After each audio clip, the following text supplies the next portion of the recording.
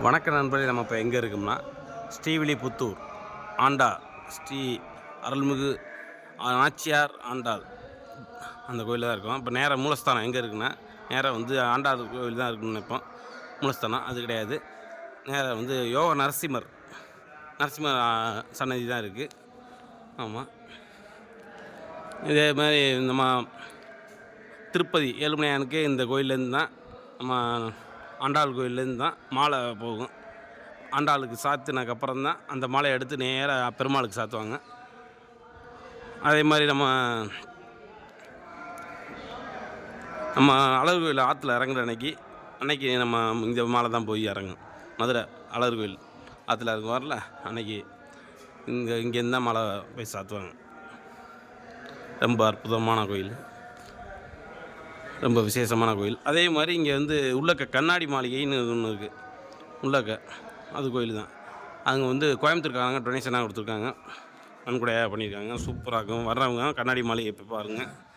பக்கத்துலேயே வந்து இந்த சைடு போனீங்கன்னா சக்கரத்தாழ்வார் கோயில் இருக்குது.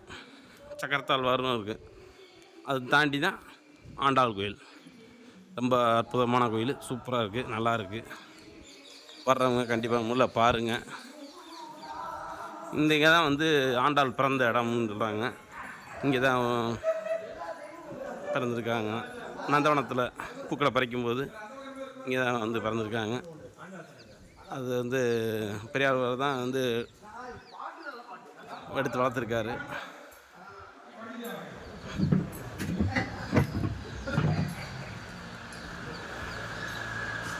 ரொம்ப விசேஷமான கோயில், நல்லா இருக்குது.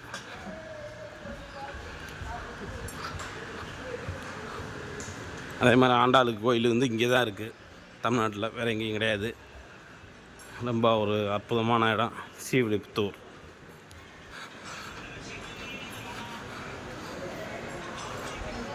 ஆண்டாள் கோயில் இந்த சைடு மூலஸ்தானம்.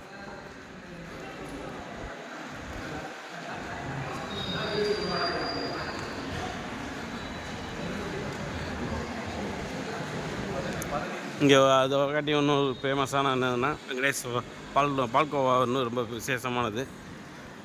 கோயில் பக்கத்தில் வலதுபுறத்தில் வெங்கடேஸ்வரா பால்கோவான்னு இருக்கும். நல்லாயிருக்கும், சூப்பராக இருக்கும்.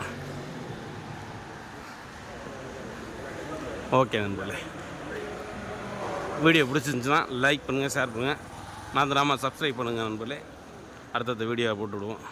நம்ம முடிஞ்ச வீடியோ போட்டுவிடுவோம். ஓகே நண்பர்களே.